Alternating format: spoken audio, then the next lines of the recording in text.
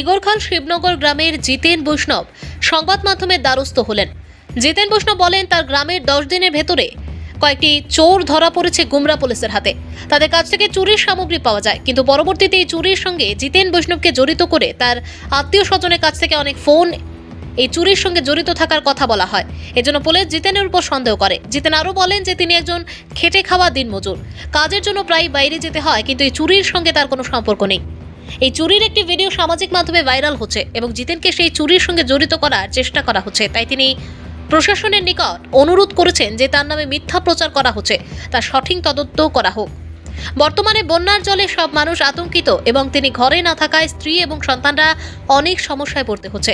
জিতেন বৈষ্ণব আবারও প্রশাসনের কাছে বিনম্র অনুরোধ করছেন যে তিনি এসব কাজে জড়িত ছিলেন না। যে চুরির ভিডিও বের করেছে তাতে যদি জিতেনকে একটি ভিডিওতে দেখাতে পাওয়া যায়, তাহলে তিনি নিজেই পুলিশের কাছে আত্মসমর্পণ করবেন। আমার নাম জিতেন বৈষ্ণব। হ্যাঁ, আর কতদিন বাক্কা আগে 10-12 দিন আগে আমার গাঁও চুর মানে কয়জন ধরা পড়ছে, বুঝছেন নি?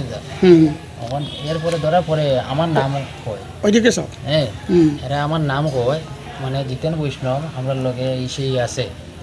তুমি আসলেই না না দাদা, আমি তো থাকতাম তুই বললাম, কিন্তু আমি বাইরে খাজো, আমি বাড়ি সারা সত্য আমি বাড়ি করে নাই, কিন্তু এরপরে আমার নাম বদনামটা গায় এরা।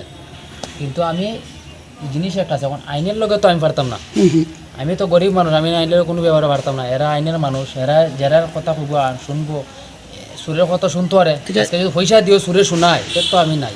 এটা তুমি জানলে গেলে তোমার বাড়িতে পুলিশ গেছিল? না না, পুলিশ আমার তো বাড়িতে গেছে না, কিন্তু আমার লাগা বাড়ির যখন এরা সুর ধরা খাইছে, এখন দুশ্মনী এরা লগে আমার একটা লেনদেন আছে।